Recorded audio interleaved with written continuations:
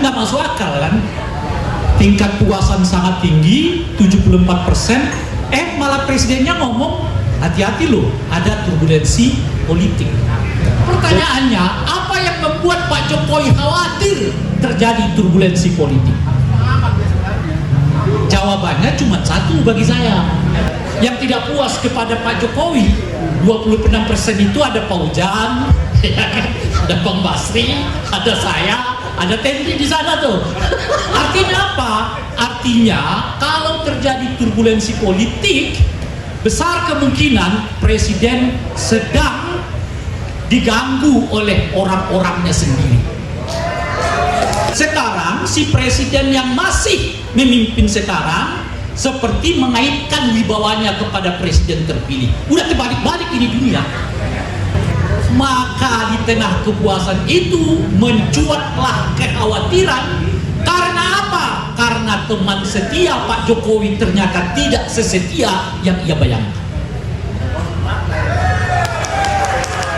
Tapi itu penyakit orang rakus di mana-mana.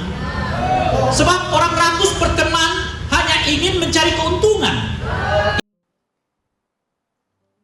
Dan secara khusus yang harus menjadi perhatian kita yaitu stabilitas politik. Ini penting agar jangan sampai ada turbulensi politik, agar transisi dari pemerintahan sekarang ke pemerintahan berikut ini mulus dan baik. Itu yang selalu dilihat. Kemarin dalam salah satu diskusi dengan juru bicara Menhan tentang pidato Pak Jokowi yang meminta agar para pembantunya jaga-jaga betul agar tidak terjadi apa yang ia sebut sebagai turbulensi politik. Ketika saya ditanya apa kira-kira komentar saya terhadap pernyataan presiden ini, saya menyatakan heran. Heran kenapa? Kan baru saja ada harian nasional mengatakan bahwa tingkat kepuasan kepada Pak Jokowi itu mencapai 74%. Itu disebut sebagai tertinggi dalam sejarah bagi seorang presiden yang akan lengser, yaitu tingkat kepuasannya mencapai 74%. Lalu saya bertanya, apa yang membuat presiden khawatir akan terjadi turbulensi kala 74% tingkat kepuasan terhadap dirinya? Kan nggak masuk akal kan? Tingkat puasan sangat tinggi, 74%, malah presidennya ngomong, hati-hati loh, ada turbulensi politik. Jadi itu fakta atau fiksi? Ya saya nggak tahu, justru makanya saya tanya. Masa baru saja ada survei yang menyebut tingkat kepuasan kepada presiden 74, tapi si presidennya malah khawatir, jangan-jangan ada turbulensi politik. Kan aneh kan? Mestinya tingkat kepuasan kepada presiden itu mencapai 51%, maka presiden akan mewanti-wanti kita punya potensi akan terjadi turbulensi politik loh. Kan kalau itu logik gitu loh. Karena 2% lagi sudah 49%. Artinya di bawah 50%. Lah ini 74%. Tinggal 3 bulan ke depan. Pertanyaannya, apa yang membuat Pak Jokowi khawatir terjadi turbulensi politik? Jawabannya cuma satu bagi saya. Sebab kalau yang disebut dengan turbulensi dari politik itu dari luar, mengacu kepada survei itu tidak mungkin. Siapa yang mau mengganggu presiden dengan tingkat kepuasan 74%? Kan nggak ada asumsinya itu kan. Yang tersisa kan cuma 26% kan. Yang tidak puas kepada Pak Jokowi, 26% itu ada Pak Ujang, ada Bang Basri, ada saya, ada Tendri di sana tuh. Yang Tendrinya sendiri udah ngomel dulu kapan geraknya, cuma 26% Tendri, ingat gak itu? Nggak mungkin saya bilang. Nah, kalau mewanti-wanti dan khawatir akan terjadi turbulensi politik, jawabannya itu cuma satu, harus dicari dari dalam. Benar gak itu? Karena dari luar nggak mungkin, siapa yang goyang? Cuma sisa 26%. Kemungkinan besar itu ada terjadi di dalam. Artinya apa? Artinya kalau terjadi turbulensi politik, besar kemungkinan presiden sedang diganggu oleh orang-orangnya sendiri. Itu logikanya. Dan sinyal itu menurut saya kuat. Saya kasih contoh saat itu. Pertama, dengan cara sangat terbuka, Prabowo mengatakan tidak setuju pada program UKT. Terbuka. Bukan lagi malu-malu, terbuka mengatakan saya nggak setuju dengan kebijakan kenaikan UKT.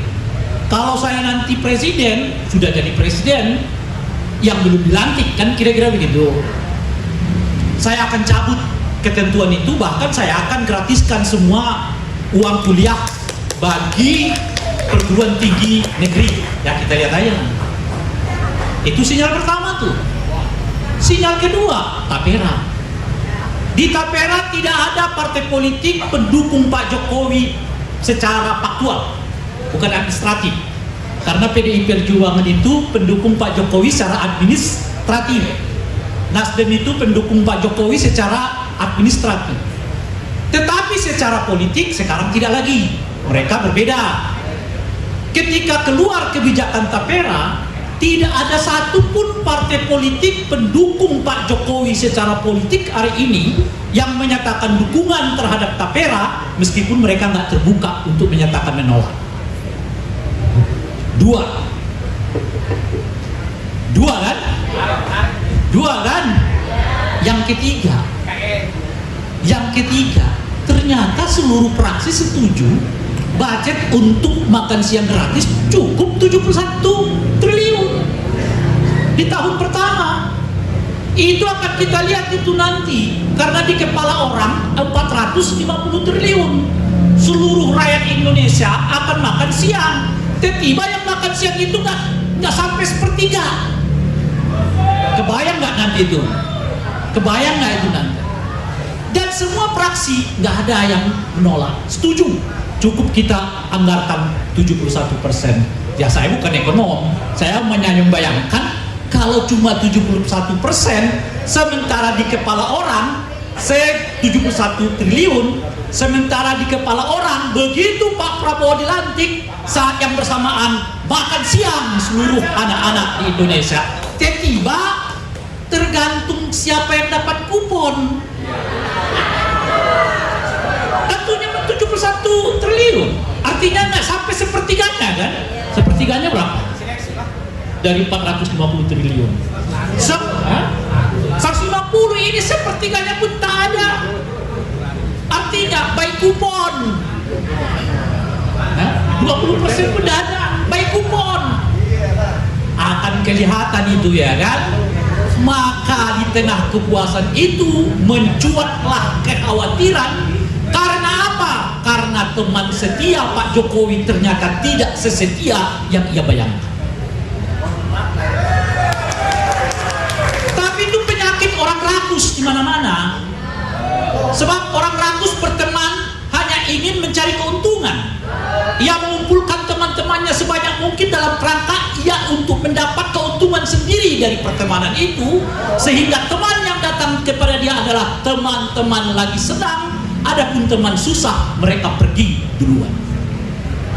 Kenapa partai-partai ini menolak UKT? Kenapa partai-partai ini menolak Tapera? Sederhana. Pertama, karena mereka nggak diuntungkan dengan kebijakan itu secara politik. Yang kedua, mau mendekati pilkada. Nanti di pilkada ditanya-tanya oleh masyarakat, calon ini dari partai anu, setuju nggak UKT? Setuju, jangan pilih, kata masyarakat. Oleh karena itu, lebih baik kita mengatakan kita nggak setuju UKT supaya aman. Itulah kalau kau mengumpulkan orang sebagai teman berdasarkan kepentingan, orang pun akan datang kepadamu dengan kepentingan yang sama. Bila kepentingan tidak bertemu, sudah ya wassalam. Apalagi situasinya begini tinggal 3 bulan, nggak ada yang mau merapat. Merapatnya semua ke presiden yang dinyatakan terpilih tahun 2024 yang akan datang. Mana yang merapat? Kemarin supaya jaga dan wibawanya tetap terjaga, didudukkanlah presiden terpilih ini di sampingnya, ya kan? Apa maksud dan tujuannya? Jelas. Sekarang si presiden yang masih memimpin sekarang seperti mengaitkan wibawanya kepada presiden terpilih. Udah terbalik-balik ini dunia. Kalau sebelumnya presiden yang mau maju, calon presiden yang ngait-ngaitkan diri kepada presiden yang sedang aktif. Kalau sekarang presiden aktif yang sekarang ngait-ngaitkan dirinya kepada presiden terpilih. Terbalik-balik. Apa artinya? Si presiden yang masih aktif mulai sadar, dia mulai kehilangan wibawa. Yang lain di Pilkada DKI, kita mendengar di Pilkada DKI anaknya yang lain bakal didorong, begitu ceritanya, ya kan? Benar apa tidak? Wallahu a'lam bishawab. Begitu kita dengar. Tapi gimana respon-respon Dikim? Diam semua. Berhitung. Lah si anak kalau didorong dan dipasangkan dengan si A si B belum tentu menang. Alih-alih menang yang ada malah kita bisa ceplok.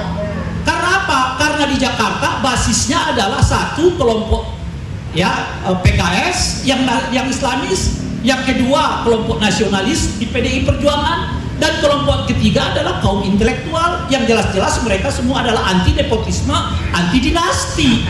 Kalau itu dimasukkan ke didorong di Jakarta, ya bakal turun. Maka dicarilah ini kaitannya siapa? Namanya RK Ridwan Kamil, ya kan?